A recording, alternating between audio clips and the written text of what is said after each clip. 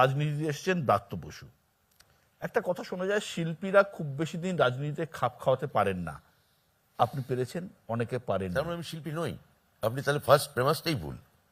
তার মানে আমি আসলে পলিটিক্যাল লোকই ছিলাম না। তা তো নয়, কেউ অনেকে পারেননি, আপনিই পেরেছেন। শিল্পীদের কি উচিত রাজনীতিতে আসা? সারা পৃথিবীতে যখন আসে, আমাদের এখানে শিল্পী সম্পর্কে এই কথাটা বলা হয়, রাজনীতিবিদদের এক অংশই করেন। মমতা ব্যানার্জির দেওয়ালটা ভেঙে দিয়েছেন। রাজনীতিবিদদের এক অংশই করেন। আমি এটা নিয়ে একটা উপন্যাস লিখছি সম্প্রতি, যে কিভাবে রাজনীতিবিদরা শিল্পীদের ট্রিট করেন। হ্যাঁ, যে ওরা বেশ শিল্পী হিসেবে থাকবে। সব যারা শিল্পী রাজনীতিতে এসছেন, তৃণমূলে যারা এসছেন, তারা কি সত্যি রাজনীতি বোঝেন? সবাই হয়তো বোঝেন না, কিন্তু আবার আপনি যদি বাম আমলে মন্ত্রীর তালিকা দেখেন, আমি নাম করব না, সবাই রাজনীতি বুঝতেন? সবাই রাজনীতি বুঝতেন না। কোনো জেলার কোটা থেকে দিতেন কাউকে, কেউ আসতেন অমুক কোনো জাতিগত প্রতিনিধি আসতো, অনুসূচিত বর্গ থেকে কেউ আসতেন। আমাদের সময় হয় তো শিল্পীদের আপনাদের ধরতে হবে এরকম একটা অনুসূচিত বর্গ যেখান থেকে তারা আসছেন। আসলে আমার মনে হয় যে এটা শিল্পীদের কোনো সুযোগ না, এটা শিল্পীদের আসলে ক্রাইসিস, বিশেষত সিনেমার ক্ষেত্রে। কারণ এটা নিয়ে একটা আলাদা, আপনার সঙ্গে আমার আলাদা সোজা সাপটা যদি কখনো হয়, এটা নিয়ে আমি কথা বলতে পারি যে কি করে বিশ্বায়নের পর বাংলা ছবিতে পুঁজি ক্রমশ কমতে শুরু করে, এবং পুঁজি কমার কারণে শিল্পীরা কি করে ক্রাইসিসে পড়ল, এবং তারা তাদের জীবনযাপন যে জায়গায় নিয়ে গেলেন, নিয়ে যাওয়ারই কথা বিশ্বায়নের পরবর্তী ক্ষেত্রে। কেননা সমস্ত লাক্সুরিয়াস গুড, কনজিউমার গুড তখন হাতের মধ্যে আছে। ইএমআই আপনি ফ্ল্যাট কিনে ফেলছেন, অমুক গাড়ি কিনে। তার মানে মানে শিল্পী তার কাজ নেই বলে রাজনীতিতে আসছেন, এবং রাজনীতি বেস্ট। এটা সারা ভারতবর্ষে হয়েছে। আপনি অমিতাভ বচ্চনের ক্ষেত্রে কথা বলেননি কেন? আপনি কেন এটা রজনীকান্তের ক্ষেত্রে বলছেন না? আপনি কেন কমল হাসানের ক্ষেত্রে বা চিরঞ্জীবীর ক্ষেত্রে বলছেন না? তার কারণ আপনার মনের মধ্যে আছে কোথাও যে ওরা অন্য ভাষার রিজিওনাল ছবি করেন, এবং সেখানে টাকার একটা লগ্নি আছে। ওরা কোথাও একটা কমপ্লেসেন্ট হিরো হিসেবে কমপ্লেসেন্ট, কোথাও এখন বয়স হয়ে গেছে, আসুন এবার একটু সমাজ সংস্কার করি, আসুন এবার একটু রাজনীতির নাম করি। ওদের বেলায় কিন্তু আপনি কিছু বলছেন না। না, আপনি তো বলছেন এটা ভালো প্রফেশন রাজনীতি। না, আমি তা বলছি না। আমি বলছি এটা একটা ক্রাইসিস হয়েছে। এবার সেই ক্রাইসিসটাকে যারা কমব্যাট, আমি একটা উদাহরণ দিচ্ছি।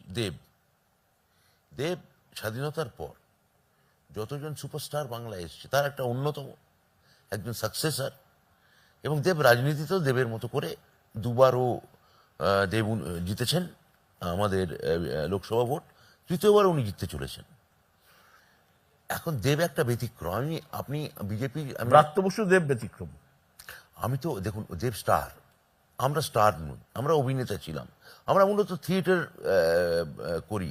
আপনি যেটা আমাদের সম্পর্কে সব থেকে বড় শব্দটা এখন ব্যঙ্গাত্মক শব্দ, আমরা হচ্ছে সুশীল, মানে সুশীল সমাজ। আপনি বলতে পারেন যে সুশীল ব্রাত্য টিকে গেল কি? হ্যাঁ, তো আমি বলবো যে যেহেতু আমি মমতা ব্যানার্জি কি চাইছেন, আর আমার রাজনীতি করতে আমার ভালো লেগেছে বিষয়।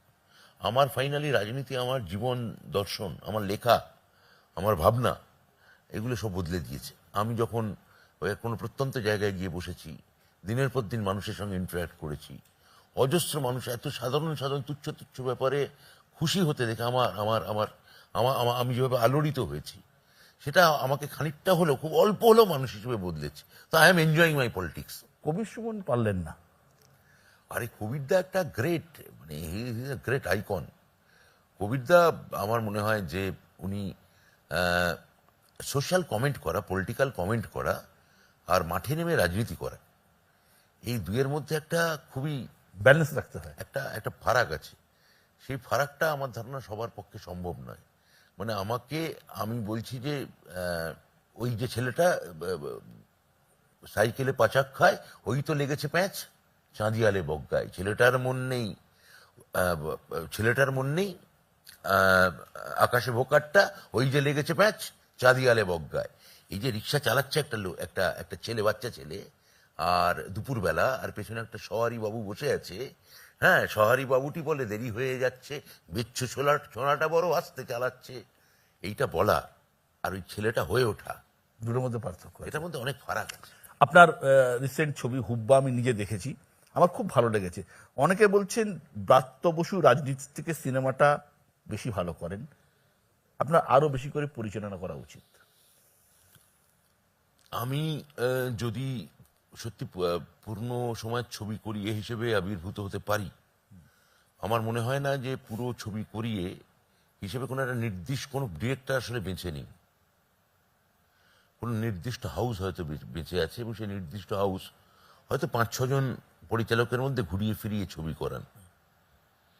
হ্যাঁ, তো আমি কোনো হাউসেরই নির্দিষ্ট পরিচালক নই, অর্থাৎ সেই অর্থে আমি খানিকটা রুটলেস, খানিকটা অনিকেত। হ্যাঁ, নিকেতনহীন, মানে আমার কোনো নির্দিষ্ট ঘর নেই যে আমার বাড়ি থাকবে, আমি সেখানে আমি একটা কি প্রস্তাব ফেললাম যে আমি এই প্রজেক্ট নিয়ে কাজ করব, সঙ্গে সঙ্গে অ্যাপ্রুভাল এসে গেল, পয়সাও এসে গেল, সেটা আমার নেই। তো আমি বললাম যে এই যে the অ্যাগনি and insecurity of the artist, এটা নিয়ে যদি আপনি একদিন আলাদা কোনো একটা শো করেন, সেটা নিয়ে আপনি প্রডিউসার অভাব বলছেন আপনার? না, প্রডিউসার সবার আছে। আমি বলছি কেননা প্রডিউসারদের দোষ দেওয়া যাবে না। তারা যে টাকাটা লগ্নি করছেন, লোকে যদি হাউস থেকে সেই টাকা না তুলতে পারে, যেটা তামিলনাড়ু পারে, তেলেগু ইন্ডাস্ট্রি পারে, মালায়ালাম ইন্ডাস্ট্রি পারে, এখন মারাঠি ইন্ডাস্ট্রিও পারছে, তাহলে ছবি হবে না আগামী দিনে। আপনি বাম জমানার গ্যাংস্টারকে নিয়ে ছবি বানিয়েছেন, তৃণমূল জমানার কোনো গ্যাংস্টারকে নিয়ে ছবি বানাতে হলে কাকে নিয়ে বানাবেন? শাহজাহান? শাহজাহানকে আমার গ্যাংস্টার বলে মনে হয় না, শাহজাহানকে আমার পলিটিশিয়ানই বলে মনে হয়। এবার আমরা একটু কাছা খোলা দল, রেজিমেন্টেড দল নয়। শাহজাহান হয়তো শাহজাহান সিপিএম এর প্রোডাক্ট, এটা ভুলে যাবেন না। তো পেছনে থাকতো, মানে যে কাজটা ওরা দরজা বন্ধ করে যে শৌচ কর্মটা করতো, সেটা আপনারা নেতা বানিয়ে দিয়েছেন। আমরা একটু কাছা খোলা দল, ওই বাইরের কলতলায় চান করতে গেছে, লুঙ্গিটা একটু সরে গেছে, দেখা গেছে, এই আর কি। আচ্ছা, এমনিতে গত কয়েকটা নির্বাচনের ট্রেন্ড হয়ে দাঁড়িয়েছে ভোট এলেই ইতিহাস চর্চা শুরু হয়। টিপু সুলতান থেকে শুরু করে আকবর থেকে শুরু করে শিবাজি, এবারে আসরে সিরাজদৌল্লা। কদিন আগে আপনি করা একটি মন্তব্য, উক্তি আপনাকে বলছি, যে তোলাবাজ ক্লাইভকে তো রাজা কৃষ্ণচন্দ্রই বাংলায় এনেছিলেন। এইভাবে ইতিহাসের পাঠ কেই বা দিচ্ছে, কেই বা দেয়? এটা তো আমি বলেছি, সত্যি তো কৃষ্ণচন্দ্র 1728 সালে সিংহাসনে বসলেন। হ্যাঁ, রঘুরামের ছেলে রামজীবনের ছেলে কৃষ্ণচন্দ্র ঐতিহাসিকরা বলছেন যে তার যে রাজত্ব, আসলে ব্র্যাকেটে পড়ুন, আসলে জমিদারি, তখন বাংলায় হচ্ছেন আমাদের সুজাউদ্দিন। 1739-এ আলিবর্দী খাঁ আসছেন, সুজাউদ্দিন সরফরাজ আলিবর্দী খাঁ যখন আসছেন, তখন কৃষ্ণচন্দ্রকে তিনি যথেষ্ট সাহায্যই করছেন। এবং আপনি ভেবে দেখুন, আলিবর্দী খাঁ কৃষ্ণচন্দ্রকে জেলে ভরেছেন, কিন্তু বেশি দিন রাখেননি, বন্ধু লোক ছেড়ে দিয়েছেন। এবার সিরাজের নামে যারা খারাপ কথা বলছেন, সিরাজ যখন পলাশির যুদ্ধ হচ্ছে, সিরাজদৌল্লা বয়স কত বলুন তো আপনি? খুবই কম ছিল বয়স, 23। হটসিটে, আপনার ভাষায় হটসিটে বুঝতে পেরেছে কদিন? 1 বছরও না। তাহলে সে কি এমন 1 বছরে সে অত্যাচার করবে? তাহলে তাকে ওই এত কম বয়সী ছেলে কেন বসেছে, এটা নিয়ে হিন্দু মুসলমান নির্বিশেষ অমাত্য জমিদার, ওর সভার মির্জাফর, উমিচাঁদ, এরা সব মন্ত্রণা করতে বসলো যে কি করে বাচ্চা ছেলেটাকে আমরা এখান থেকে সরাতে পারি। মিটিং করলো রাত্রিবেলা, মুর্শিদাবাদে মিটিং হলো। মিটিংয়ে বলা হলো যে ওরা নিজেরাই প্রস্তাব দিল যে অনেকদিন মুসলিম শাসক হয়েছে, এবার একজন হিন্দু শাসক হোক। মির্জাফর মত দিল। কৃষ্ণচন্দ্র তার একটা পাঠ, কৃষ্ণচন্দ্র তার একটা অংশ। কৃষ্ণচন্দ্র বললেন যে না না না, হিন্দু মুসলমান আমাদের দিয়ে হবে না, আমাদের ক্লাইভের সঙ্গে আমার একটা খাতির আছে, যোগাযোগ আছে। ক্লাইভ এখানে সদ্য বিজনেস করার, ব্যবসা করার একটা কাগজ দিল্লি থেকে সনদ পেয়েছে, ফলে ওকে আমি এখানে নিয়ে আসছি। মানে মারামারি হচ্ছে আমার আর আপনার। আপনি নিয়ে এলেন ডোনাল্ড ট্রাম্পকে সুপারি দিয়ে, হ্যাঁ, তাহলে তার ফল যা হতে পারে। 21-এ বিধানসভা ভোটে জেতার পর সংবাদ মাধ্যমকে আপনি একটা সাক্ষাৎকার দিয়েছিলেন। আপনি বলেছিলেন all roads lead to Rome, সব ভোট মমতা বন্দ্যোপাধ্যায়ের দিকে চায়। 24-এর ভোটের আগে কি বলবেন? All roads lead to Mamata Banerjee, সমস্ত রাস্তা, all road leads to Rome. এবং অ্যাকচুয়ালি মাননীয় প্রধানমন্ত্রী আসছেন, আমি তাকে বলবো যে তিনিও প্রায় রোমাঞ্চিতই হবেন রোমে রোমে, এবং প্রায় রোমের বেহালা বাজাচ্ছেন তিনি, গোটা ভারতবর্ষ পুড়ছে। কিন্তু আমাদের এখানে সমস্ত রাস্তা ওই জুলিয়াস সিজারের মতো মমতা ব্যানার্জির দিকে যাচ্ছে। যতই ব্রুটাসরা থাকুক, মমতা ব্যানার্জি জিতবেন। ভোটের ফল কি হবে? বিজেপি বলছে এমন একটা রেজাল্ট হবে এই সরকার 6 মাসও টিকবে না। এটা ওদের, এটা তো দেখুন, বিজেপি বলতেই পারে, ওরা আমাদের বিরোধী দল। ওরা তো 21-এর আগেও বলেছিলেন যে আগলাবাদ 200 পার, কি সুন্দর 200 পেরিয়ে গেল।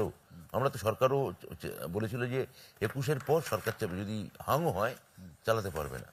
3 বছর হয়ে গেল, নানাভাবে আমরা তো সরকার চালিয়ে যাচ্ছি এখনো। আপনি উত্তর 24 পরগনা জেলার মন্ত্রী, এই জেলাতেই এনআরসি, সিএ এই নিয়ে বিতর্ক আছে, সিএ এর প্রভাব কিছু হবে বলে মনে করছেন? শান্তনু ঠাকুর কিন্তু বলেছেন যে তৃণমূলের লোকেদের কোনো দেওয়া হবে না, নাগরিকত্ব দেওয়া হবে না। তার মানে ভেবে দেখুন, মানে বিভাজন কিভাবে গিয়ে পৌঁছেছে। শান্তনু ঠাকুর, মাননীয় জাহাজ প্রতিমন্ত্রী, তিনি আরও একটা কথা বলেছিলেন যে পোর্টাল খুললে আমি প্রথম আবেদন করব। আবেদনটা করলেন না কেন? কারণ উনিও জানেন আবেদন করা মানে প্রমাণিত হয়ে যাবে যে উনি এদেশের নাগরিক নন। আর দ্বিতীয় একটা কথা, 5 বছর ফ্রেম করতে লাগলো এনআরসি, একটা বিল, তার রুল ফ্রেম হতে সিএ, সেটা লাগলো 5 বছর। আপনি আমার সহজ সত্যি কথা এটা বোঝান আমায় বিশ্ব, সেটা হচ্ছে যে দুটো শব্দ বিজেপি ব্যবহার করে। একটা হচ্ছে শরণার্থী, মানে পড়তে হবে সংখ্যাগুরু অংশ যারা মার খেয়ে ওখান থেকে চলে আসছে। আর একটা হচ্ছে ঘুষপেটিয়া, অনুপ্রবেশকারী, যারা সংখ্যালঘু অংশ, যারা আমাদের দেশে ঢুকে পড়ছে। এখন কথা হচ্ছে যে শরণার্থী, সে কি যখন আসবে অন্য দেশে, যখন সে পালাবে, সে কি তার ভোটার কার্ড, আধার কার্ড, রেশন কার্ড এগুলো সব গুছিয়ে টুছিয়ে নিয়ে আসতে পারবে? নাকি যে ঘুষপেটিয়া, যাকে ওইখানে ঢুকতে হবে, সে আগে থেকে জালি কাগজপত্র, ration card, voter card, passport সব নিয়ে সে ঢুকবে? প্রভাব পড়বে কি পড়বে না? কোনো প্রভাব পড়বে না। প্রভাব যদি পড়ে, সেটা আমাদের, গতবার আপনি তাহলে বলবেন প্রভাব পড়েছিল কেন? আমার নিজের ধারণা যে এবার অনেক নেতৃত্ব অনেক বুঝে শুনে এই সিটগুলো যেখানে এনআরসি বা সি এর প্রভাব পড়তে পারে বলে বিজেপি আশা করছে, আমাদের প্রার্থীরা এখানে খুবই জবরদস্ত। তো মানুষ শেষ অবধি, আমার ধারণা যে কে দক্ষ প্রশাসন দিতে পারবে, কে ভালো সরকার দিতে পারবে, কে অস্ত্র নয়, কে ভালো বস্ত্র দিতে পারবে, কে ভালো ওই মানে কতটা দীক্ষা দিচ্ছে কোন মঠে বা মসজিদে, সেটা নয়, বা মন্দিরে, কে কতটা শিক্ষা দিতে পারবে, এডুকেশন দিতে পারবে, সেটাই এই ভোটে সব থেকে বড় জায়গা হতে চলেছে। আমি র্যাপিড ফায়ার রাউন্ডে আসছি। রাজনীতি না অভিনয়? রাজনীতির অভিনয় না অভিনয়ের রাজনীতি? রাজনীতি না অভিনয়?